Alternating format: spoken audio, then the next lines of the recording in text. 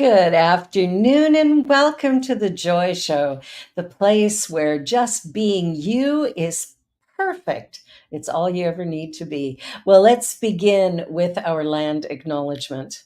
We're honored to be meeting on this land that many First Nations, Inuit, and Métis people from across Turtle Island call home. We acknowledge and thank the original caretakers and knowledge keepers of this territory.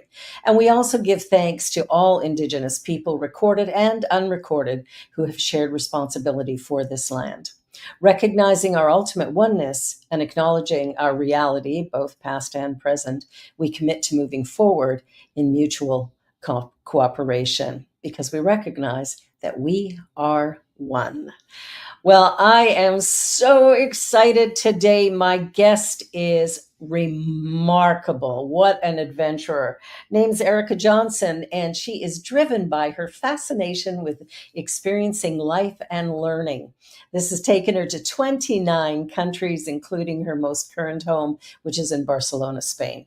It's also taken her through some different careers, including owner and operator of a restaurant, a registered nurse, an international independent circus performer.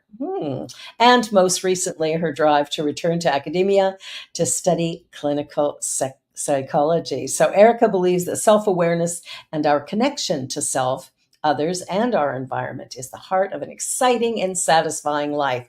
Wow. Erikka, please join me. I'm so excited to talk about all of this. Wow. Now, you've had a diverse career. Thank you. And thank you for having me on.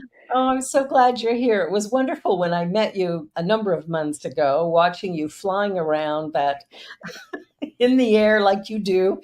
It's like I'm in awe of that. And then when you told me your age, I was doubly in awe because I thought you were like, 20. I feel like telling people my age is one of my favorite things because it's like a protest in itself.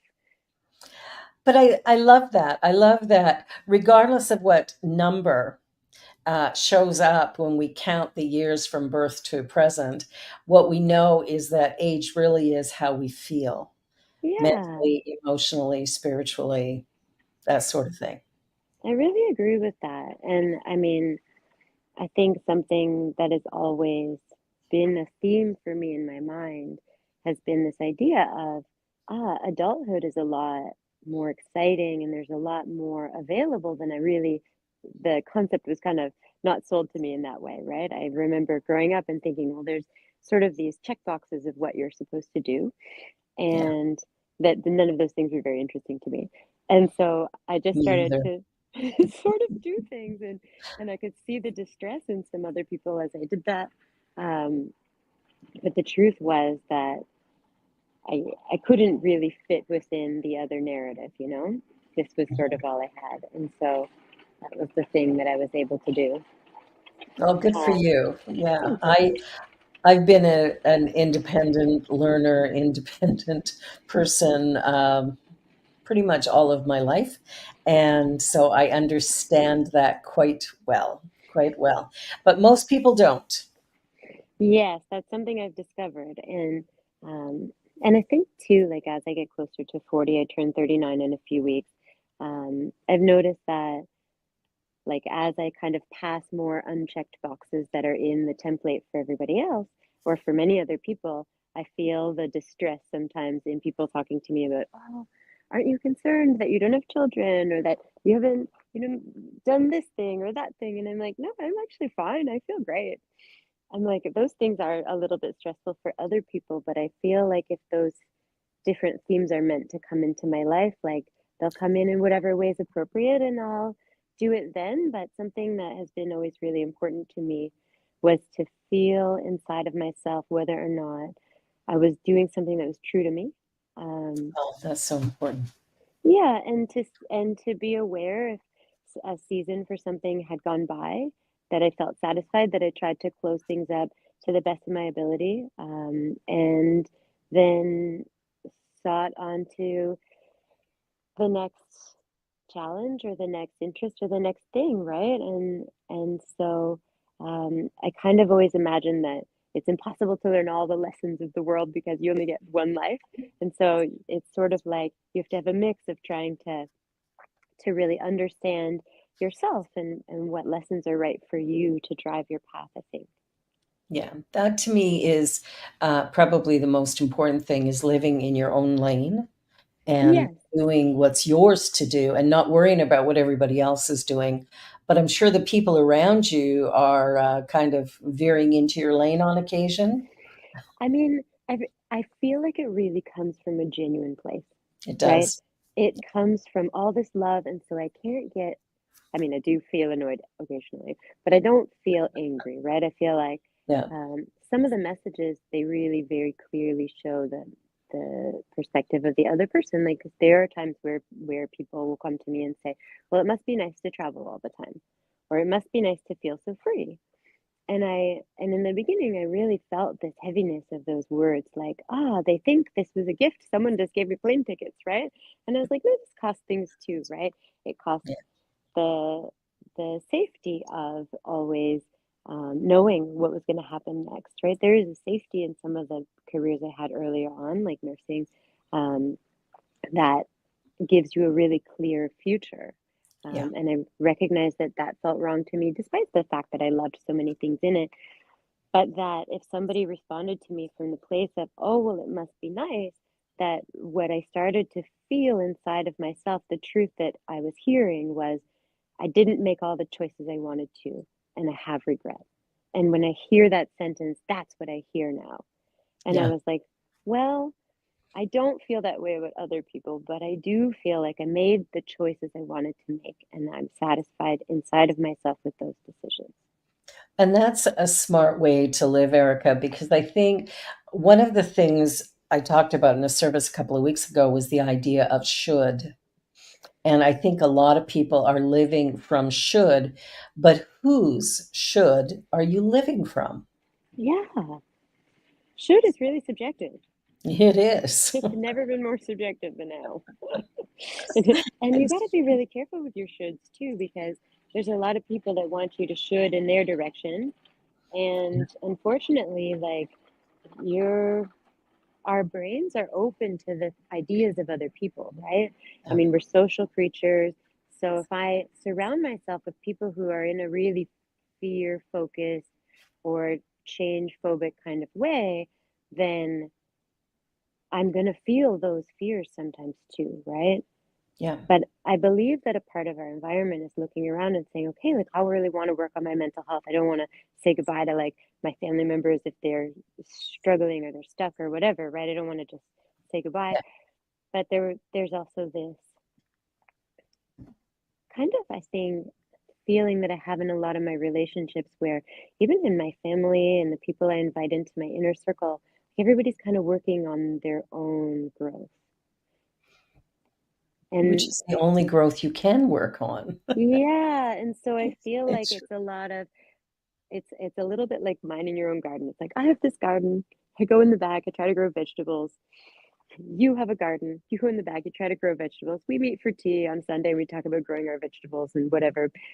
But I don't need you to grow my vegetables, and I can't give you my vegetables. They're useless to you, right? Yeah, I mean, I can meet and we can chat about it, but that's sort of all I have. And I yeah. think shifting my relationships in that way has allowed me to have some really, like, deeper connections with people because I get to really meet them from this more balanced place than I did in my younger life. And you get to see them for who they are rather than who you think they should be. Yeah, and I feel like you get to support people better when you understand, like, that they've got it. You're just there, maybe to mirror, maybe to cheer them on, maybe to just be an ear, whatever.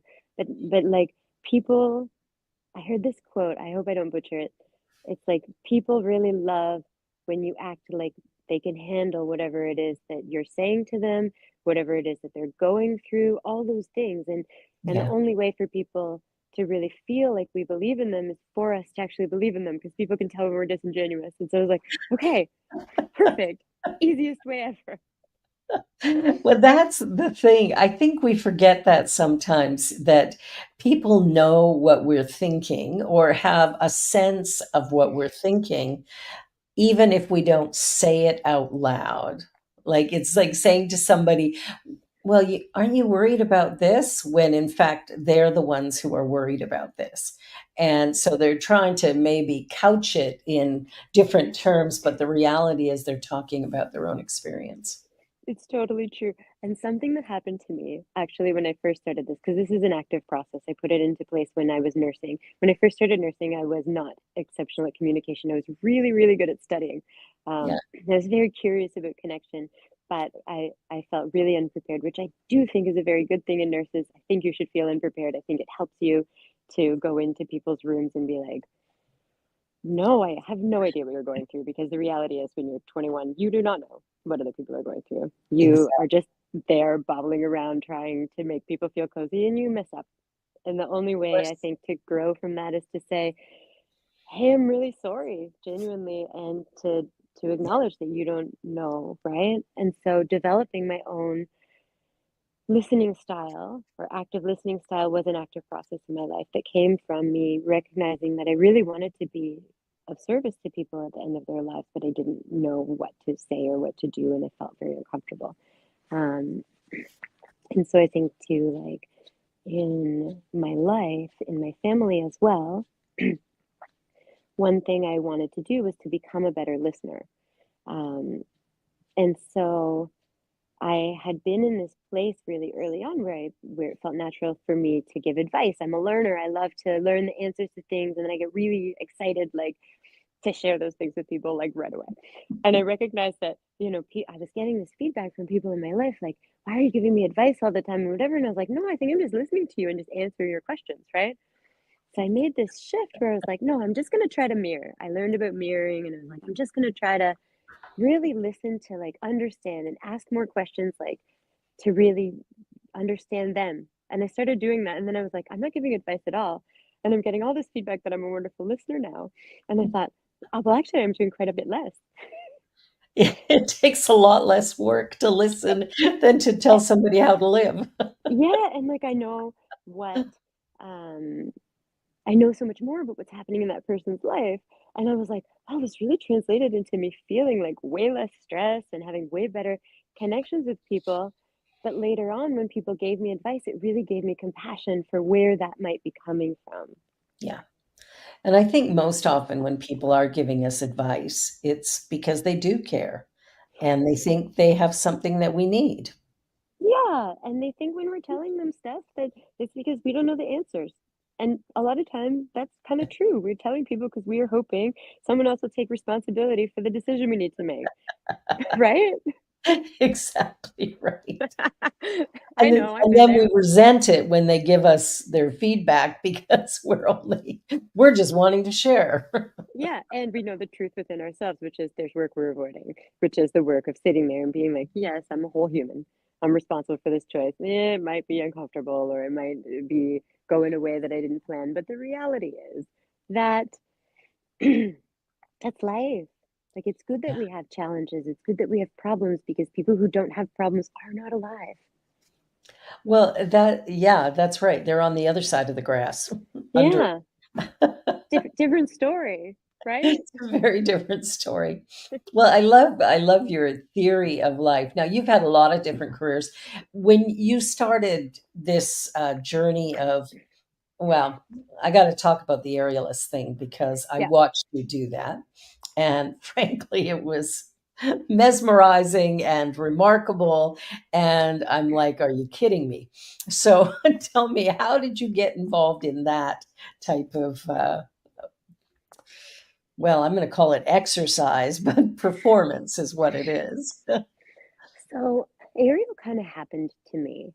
I feel like Ariel just sort of absorbed me like an amoeba. Yeah. And basically what happened was I was in a bit of a heavier time in my life and I was really craving some space from some heavier situations that I was going through at the hospital. And I found this aerial studio and I was like, great, this is so interesting. It's like understanding movement and momentum and expression and all these things. And I wasn't young, like I was in my late 20s when I first started. And I was like Wow. not fit. I was like, whatever. But I mean, I'm curious and I like to learn and I'm kind of somebody who, when I get absorbed in something, I really get excited about it. And so I loved like having the ability to just fly and to just learn this thing. And then as I started doing it, people started saying to me, "Hey, like we really see that you have something in this. Would you be open to sharing that? Would you be open to giving classes, to doing demonstrations, that kind of thing?" And I was like, "I love it. Sure, I'll try stuff, right?" And Yeah. actually, that's what happened. And then the phone, I did a wedding, and then I did a couple street festivals, and then I got linked in with a company that was booking stuff, and I just was having fun, and I just wanted to see how far it could go. And then later, as that was happening, as I started to get some skill and really start to understand the market, I realized that one of the things is I look a bit younger than my expected age, right? And I realized that people thought I was a lot younger when they were booking me. They thought I was in my 20s. And Yeah. so one of the things that I really um, loved about that was just starting to tell people my real age. And I didn't tell them because I wanted them to be like, "Ha, I won."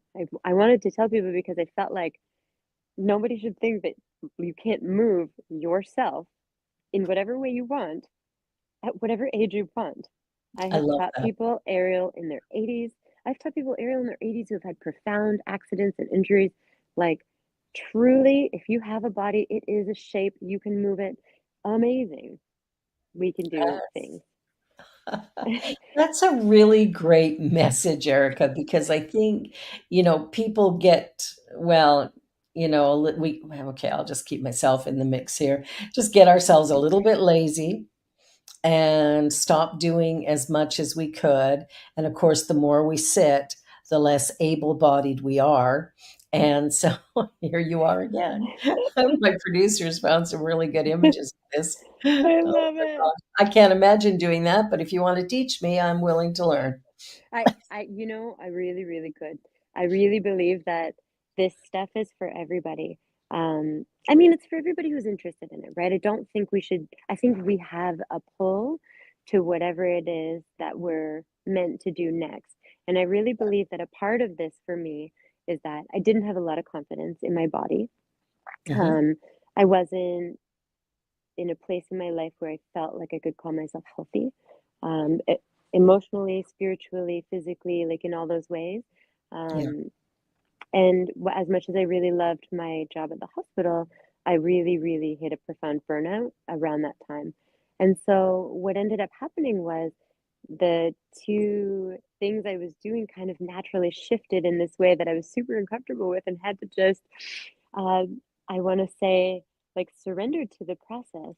Um, the hospital was getting more rigid about wanting me to be there more. The aerial business was getting a lot busier, and I was having this ability to meet my financial needs in that way. And I was thinking to myself, the hospital had put me in this position of saying, okay, like, you need to choose. And I really felt that this was the next direction that was right. And without having like a job to go to or whatever, because I'm an independent person, that means people phone me and I accept or decline. I quit the hospital and I moved to this, and it has been amazing because one of the things you saw my street show, which is a show where I really try to make it fun for Yeah. people of all ages, but I do highlight how old I am so that the parents know, like, do what you want, right? I mean, society wants you to feel like this is impossible. They want you to feel like I'm 20 and you can't do it. Well, that's not true. I'm just your regular old nurse and I'm going, and we can do whatever we're called to, I but we love have to be able to hear it, you know? I think that that's such an important message. And one of the reasons why I wanted you on the show is that because of the diversity of things that you've done and the ways that you've managed to just keep going regardless, like forget the calendar, forget the years. I'm just going to do what makes me excited. I recently realized that I work a lot and I don't do anything for joy. And I thought that has to change. And so I thought, what would I? if I could do anything, what would I do? And so the first thing that came to mind was play the piano. I played briefly as a teenager, quit because I was a teenager. And so here I am, 67, and learning how to play piano and Amazing. having so much fun with it. It's like, I'm sitting back going, well, my hands need a little work because they're a bit stiff, but that'll come. And it's, changing that. And it was making that decision that I'm going to do something that I love, that's something that will bring me joy and that will also challenge me to grow. And it's a great way to break up how many hours I spend on the screen during any Yes. given day. I have this Yeah, feeling like when we are really satisfying this artistic place within us from a place of joy, just to give ourselves joy, just to satisfy the little artist that lives in everyone, that we access this compassion that we can then use to really pour all over our life, right? And our life interacts with the lives of other people. And I really believe that nurturing ourselves, each person artistically, is a compassionate thing we do for the world. I know that's kind of crazy. no, I believe you completely, and I agree. I think everything that we do, I think, is impacting the collective in some way. Yeah. So whether we're, being positive and excited and delighted and living from joy, or we're miserable, cranky, and awful, living from frustration and fear, either way, we're impacting the balance of the whole because I really think all of us are interconnected. Yeah, I do too. And also, I love that you're learning piano. That's so great. I've tried it a couple of times and I've always just it's one of those things that I love listening to piano music, Me too. and, there's some amazing composers. There's a composer out of Quebec right now that I can send you if you want after, Yes, um, please. but who does contemporary piano albums.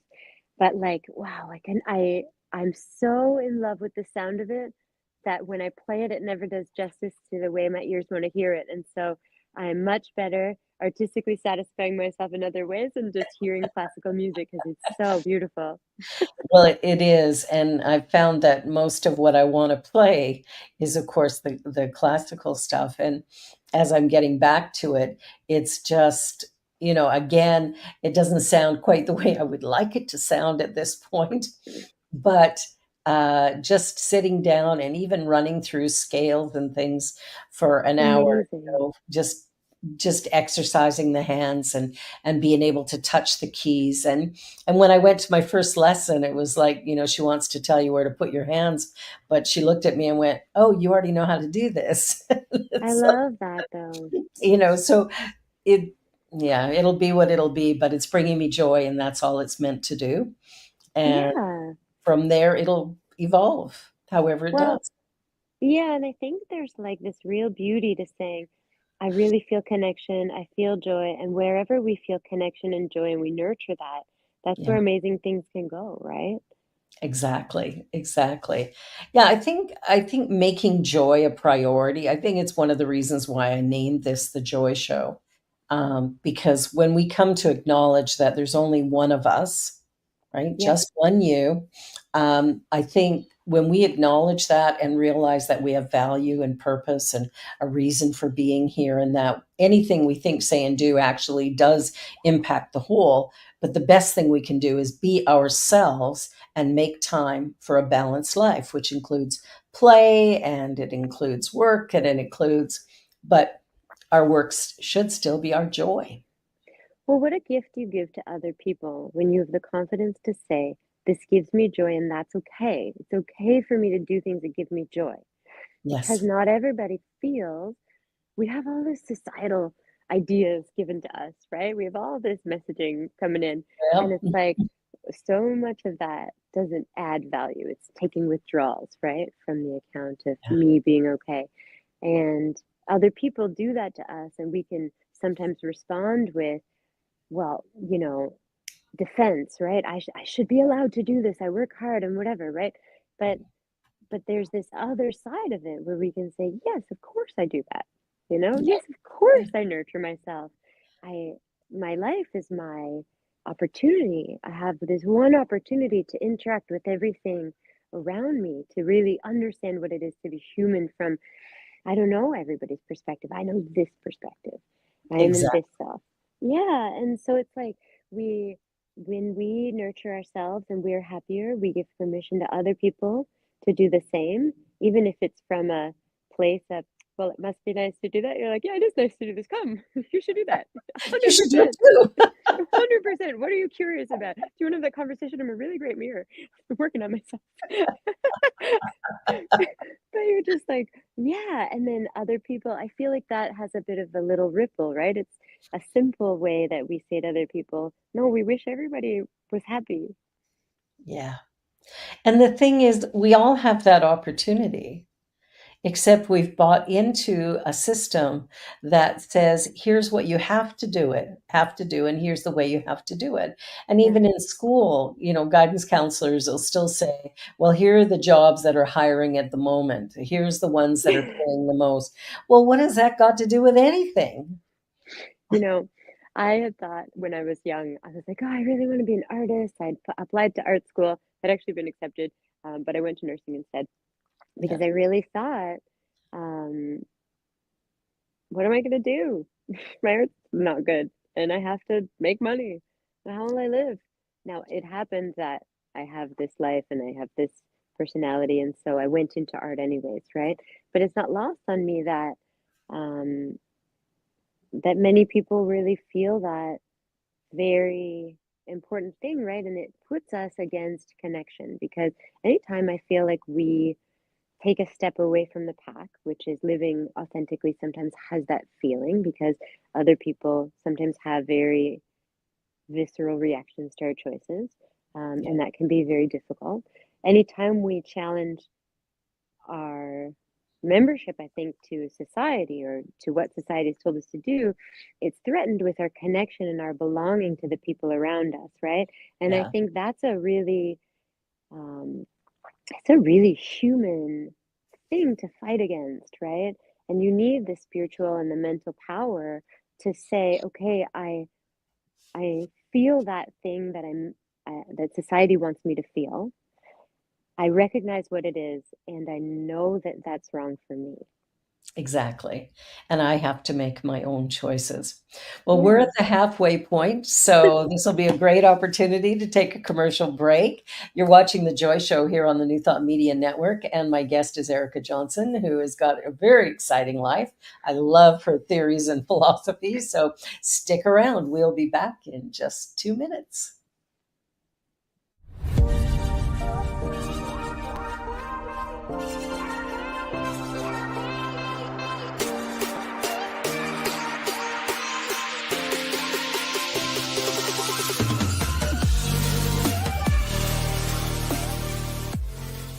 Watch me change when you change the way you look at things. The things you look at change. When you change the way you look at things, the things you look at change. When you change the way you look at things, the things you look at change. When you change the way you look at things, the things you look at. Please help us say thank you to our organizational sponsors, including the Hepperlin Foundation, Affiliated New Thought Network, International New Thought Alliance, Science of Mind Archives and Library Foundation, Center for Spiritual Living Denver, Center for Spiritual Living Midtown, New Thought Philadelphia, Planned Happiness Institute, Summit Center for Spiritual Living, One Heart Retreats, Center for Spiritual Living on the Lake, Unity Spiritual Center, Kitchener, Home Center for Spiritual Living, La Mesa, Satya Center, Center for Spiritual Living, North Jersey, Unity of Savannah, and Center for Spiritual Living, Seattle, as well as all of our individual donors. Thank you for making New Thought Media Network a place to be. Please come be you. And remember, like, share, and subscribe. New Thought Media Network. Positively inspiring. Well, welcome back. This is the Joy Show you're watching here on the New Thought Media Network. And my guest today is a woman who loves change, exploring the boundaries of the human existence. I love it. It's funny, actually, I realized when you said that I had this feeling and I was like, I that's not the whole story. The whole story is also that I wasn't as great at change and I became better at it because I recognized that I was somebody who really clung in the beginning to the idea of like, oh, this is what my identity was. Oh, there's a very important statement. Yeah, so no, it's really cool to be in a place where I feel like that's a genuine statement that I am really looking for change and I am comfortable with it because I think it's sometimes when I see people, I'm always like, oh wow, they're really confident or they're really whatever, right? And I recognize in myself that the things I've done the best are come from the things that maybe I wasn't so great. Well, and I think, how we look at life plays such an important role in the experiences that we have, like whether we want to call it good or bad. Are we feeling fulfilled and satisfied? And what I get from your message is that you really are living a fulfilling life. Yeah. I mean, I think I'm always seeking parts of my personality that I'm like, where's the darkness? I think there's darkness in all of us, and I think that self-awareness comes from like actively looking to see, okay, like what are the things that I'd like to be better at? Yeah, yeah.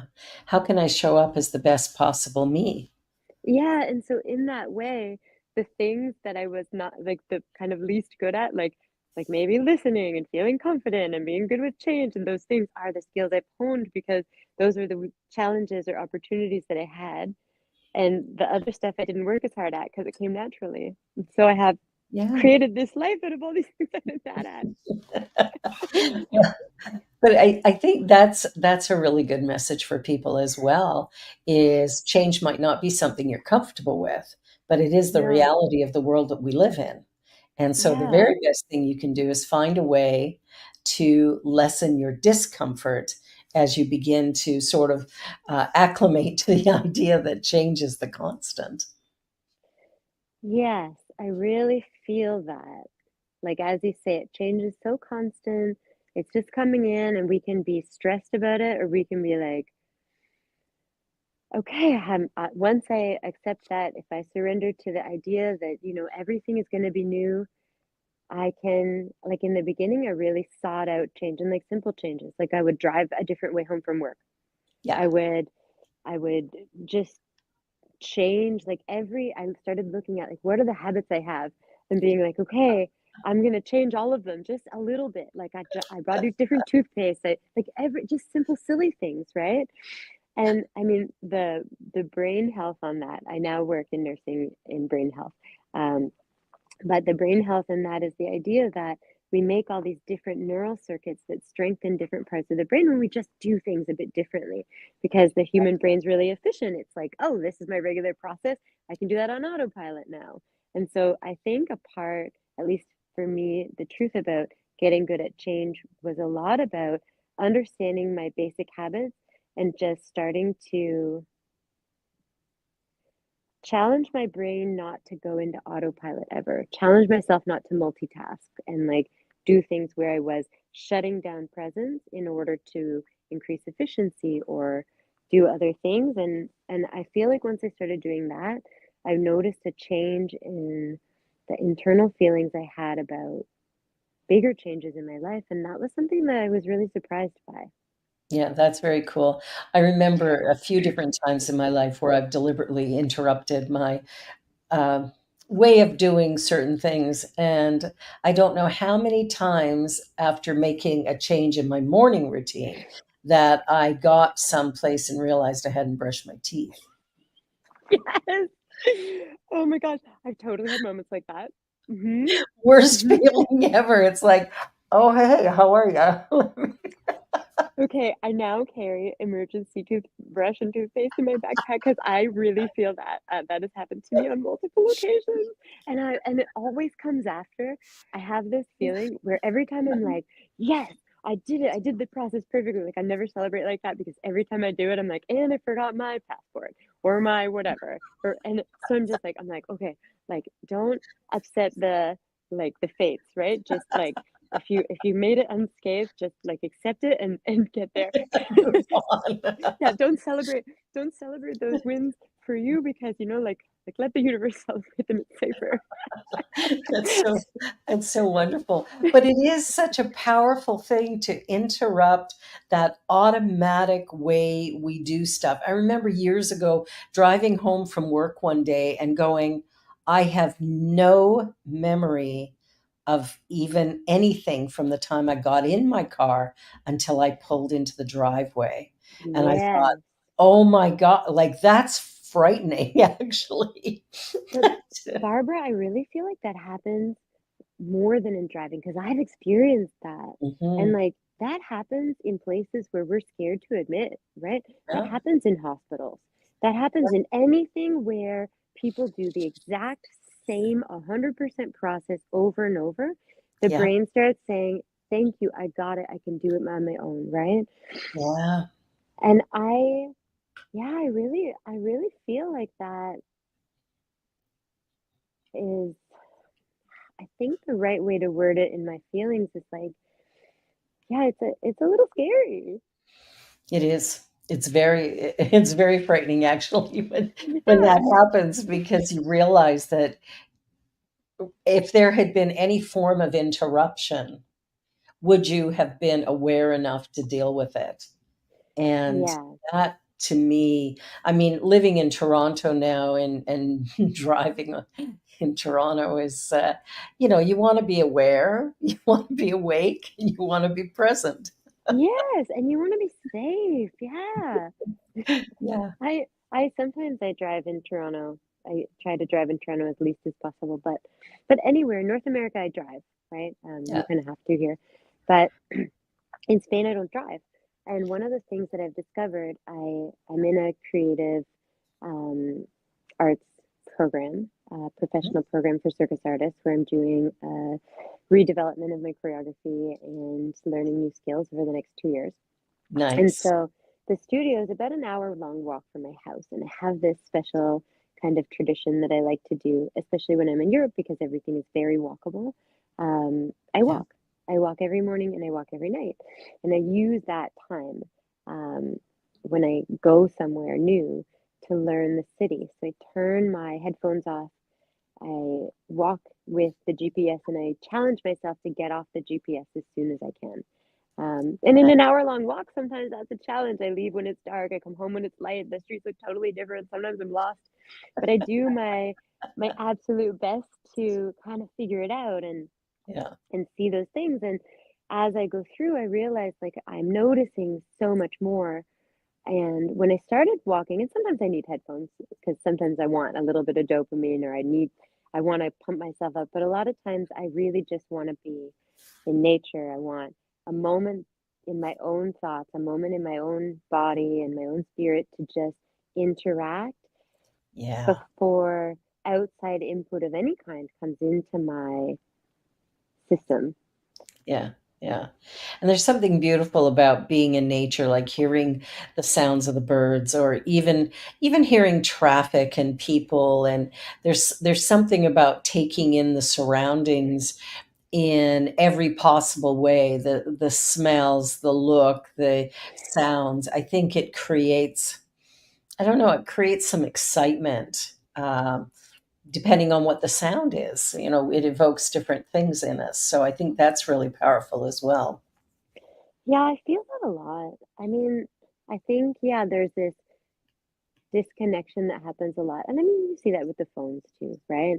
I feel like music for me is more addictive sometimes than social media. I've kind of gotten a little bit away from social media in the last couple of years, but I Yeah. find music I can really like turn on and just leave my brain and just Yeah. I'm so wrapped up in it. So I love it. I mean, I really appreciate music. Um, but I try to remind myself that I get a really similar reaction to candy, and I don't allow myself to just eat candy all day either. Do you know what I mean? I do. I So I'm like, there's do. a time and a place, and I have to Yeah, accept that, okay, there are moments and that kind of thing, but also recognizing that I have that reaction to it and I have this joy, there's space for really leaning into that, and there's space for recognizing a need to be present too. yeah, yeah. I think it's finding balance.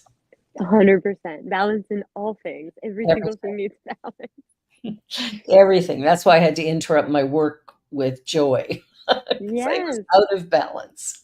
You're like, I have so much joy. I need balance. I love that. Yeah, Um, so well, important. and with Ariel, I feel too like it's so fun and it's so exciting and it's so extroverted and so interesting in so many ways. Yeah, Um, but as I did it, I was like, there's this piece of me that really wants to connect with people's stories and wants to feel like there's an impact. And I do think there's an impact to Ariel and performance and things like that because I think it gives people wonder. And yeah, I think wonder is very good for society. yeah. Um, I think we have a wonder deficiency right now as a society, to be honest. Well, it's the wonder, it's the joy, it's being in awe that somebody can do that. Then there's that imagination of how free it must feel to be flying through the air like that. There, like I just think back to all the different emotions I felt in watching your performance, that it was like, oh my God, like it's frightening and it's fabulous and it's like, who could do this? Like, that's the other thing. It's like, wow, it feels so impossible, and yet here you are, just flying through the air and engaging all of the people and just having fun. And that's what really intrigued me, was that you were having a good time. I loved that. Oh, I appreciate that you can feel that because I really am having such a good time. I just say whatever I think, and somehow it's actually kind of baffling to me sometimes that I can have that much fun and still eat sandwiches, you know? Because I feel like there's this feeling inside of me that work isn't supposed to be that satisfying, that just hasn't Mm, been true for me. yeah. I was trained to believe that you have to work hard to earn a living. Same. That's life as an adult. And I gotta say, it's a pile of BS. That really, if you're doing what you love, you will never work a day in your life and you will always feel fulfilled and satisfied and probably prosperous as well. Yeah, I actually like really feel that. It's Yeah. like sometimes I feel a little bit guilty, and then I'm like, that's social conditioning. You're not supposed to, society wants you to feel bad, so you'll go and do something you don't enjoy. But I'm like, no, this is where the protest comes in, right? Because if you do really enjoy it and people can feel that wonder from you and I get wonder too, right? I'm with you. I'm like, I didn't know like a 40-year-old body could put on a leotard and do flips in public and people would give you like enough money to pay the rent and have sandwiches and keep the lights on and all that kind of and get new tights, like whatever you want. Live your best life. So I mean, I'm with you. One of the reasons I tell the crowd how old I am in the show is because I'm just like, it was a surprise to me too. And people need to hear it because there Yeah, are they so do. many ideas that when you hit a certain age, well, your eyesight's going to go and your hips are going to go and your knees are going to go and your back's like all of these stories that here's what aging looks like. No, it isn't. I mean, we can look at people like Tina Turner and Cher, to get a sense of no, that's not what life looks like. It doesn't have. Yeah. Yeah, life I have this belief or this is what's been true to me so far in the people that I've met as well in the clinics.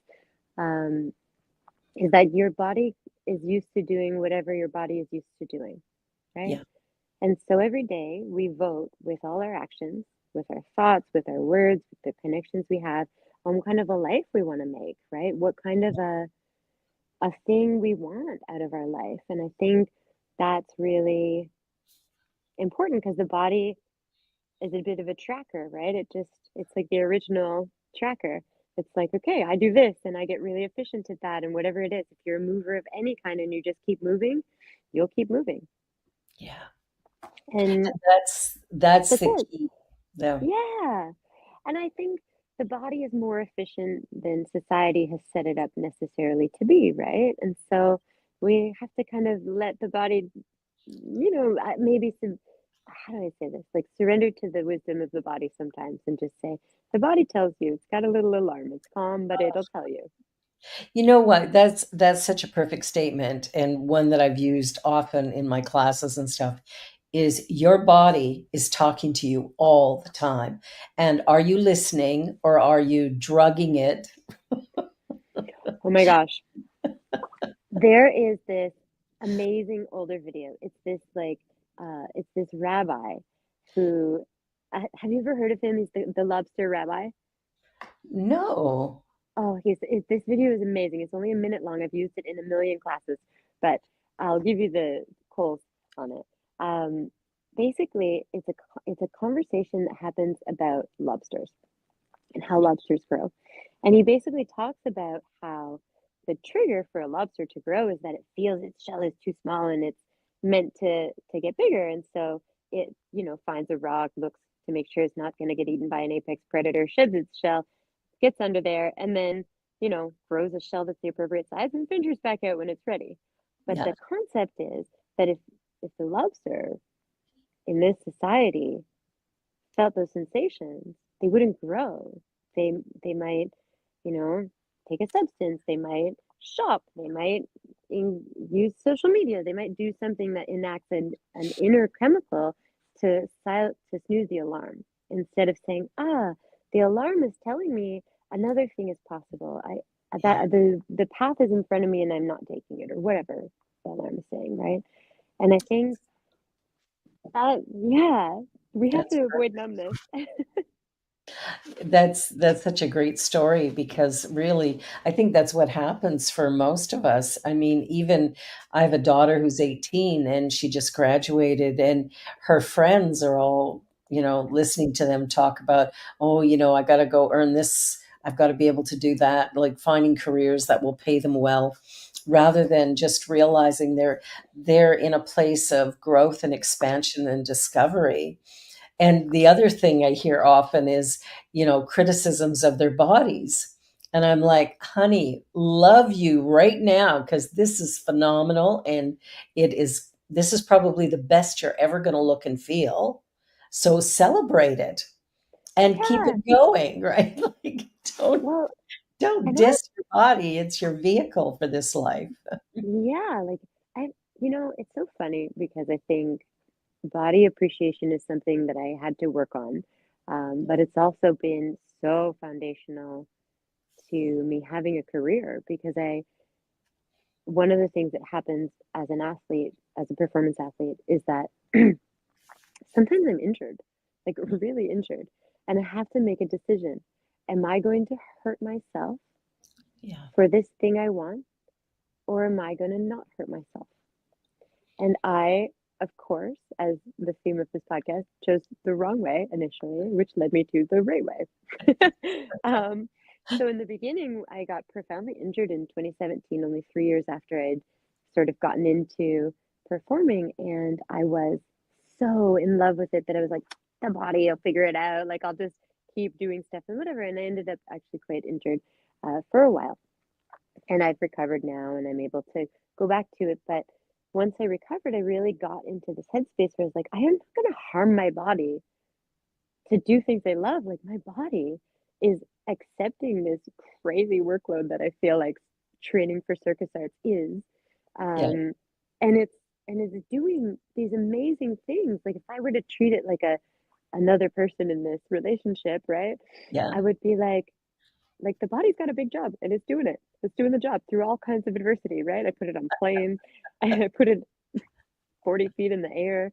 I make it do flips. I put it in leotards. I do whatever, right? I can't criticize the body. The body's got a lot of jobs. That's how I feel about it. But it's very like, I think I'm really function based. Like I have a lot of empathy for the body because I feel like I would never put this kind of stress onto another person. That's it. I think if we sort of thought of our bodies that way, that's a great way. Like how I treat my body should be how I would treat anything I love in the world. Yeah. Yeah. And with I think sometimes too there's like this appreciation that we lose when we enter into the competitive spirit, and it sounds I think the younger part of life, especially the early 20s, is a really confusing time for a lot of people because there's messages coming from everywhere. And high school, just having come out of high school and all the beautiful things that happen in high school as you're going Oh through your yeah. hormone changes and, Right into a big storm of shoulds and oh my templates and other stuff. Oh yeah, what a kid. I'm so happy that's gone for me. Oh, I can't. I'm just loving aging. It was just one more year keep giving me more emotional peace every year. I love it. yeah, it's interesting because getting away from that, it still takes a little while to get to that point where we're not judging ourselves against somebody else. And Yes. I think that is the worst habit we could have. And most of us do it, women anyway. I don't know about men, but most women that I know at least at some point in time in their life, measured them up compared to somebody else. Oh And yeah. we can't. Yeah. I mean, I really feel that. I think like there's this idea or this kind of feeling that that way of comparing ourselves like somehow makes us better.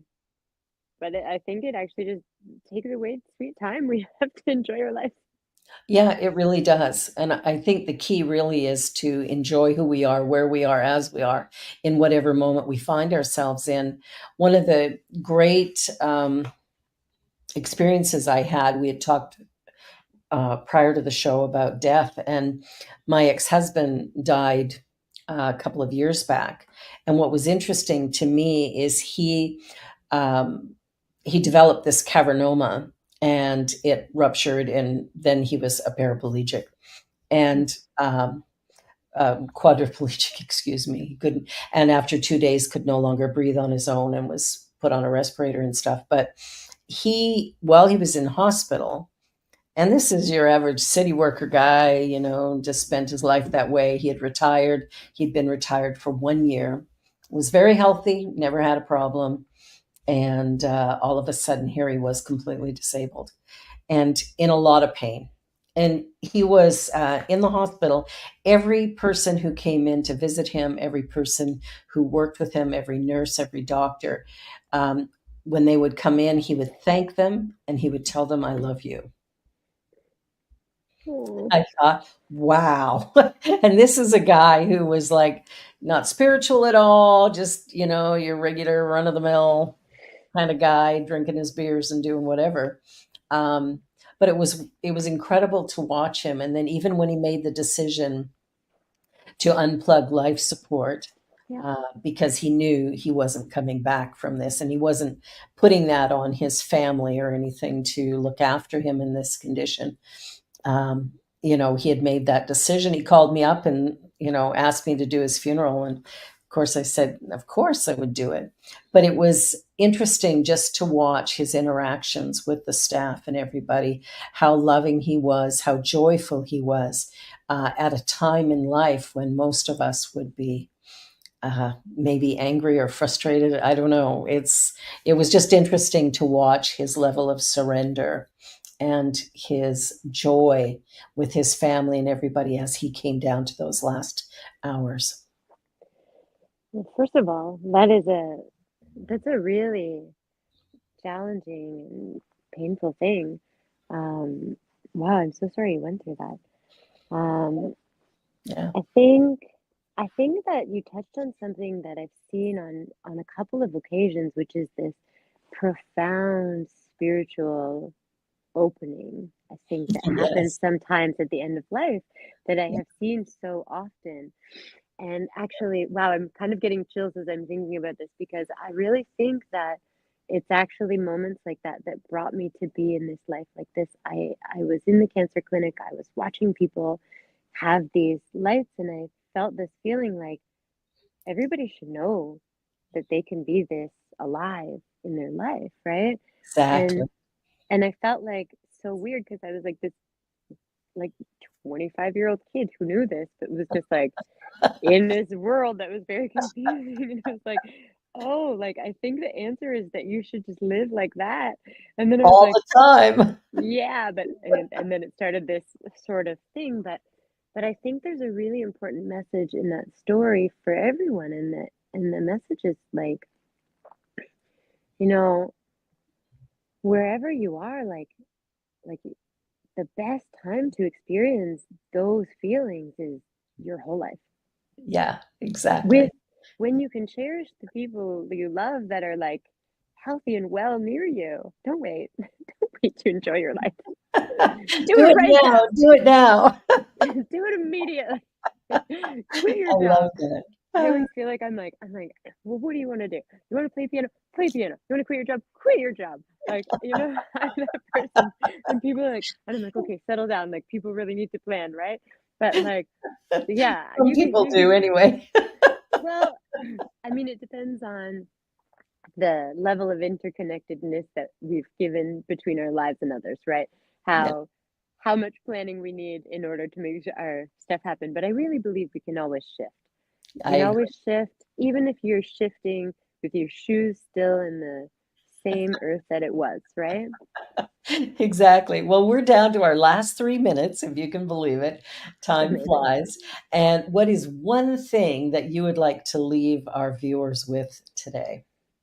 um, I think just the simplicity of maybe listen to yourself a bit more. And, listening to yourself might feel weird, but if you can start with like a minute a day of just not being in your phone, not listening to music, just being in nature and thinking your thoughts, I think learning to hear yourself is the thing. I love it. I love it. And I agree completely. And I'm really excited that you're going to do Spirit Cafe with us. And we're going to talk about death and grieving and all those wonderful topics that My most people don't favorite. want to talk about. I appreciate that. We're going to have so much fun. I agree. I agree. Well, thank you so much, Erica. I'm so thrilled to get to know you better. I loved watching you perform. That was absolutely spectacular. And I just know that you have a great life going, and all that you do makes a difference for all of us. So thank you Thank for you. being you. I appreciate you. Thank you so much for having me, and have a wonderful day. You too. Well, thank you everybody for watching The Joy Show today on the New Thought Media Network. And be sure to like, share, and subscribe. And we'll be back again next week with more joyful stories of living authentically. Thank you, everyone, and have a great week. Bye for now. Bye. On behalf of everyone at New Thought Media Network, thank you for being a member of our virtual family. Your financial contributions help share the New Thought message with people from around the world. Please visit and contribute at www.ntmedia.org/donate. New Thought Media Network. Come be you. And please like, share, and subscribe. Until next time, peace and blessings.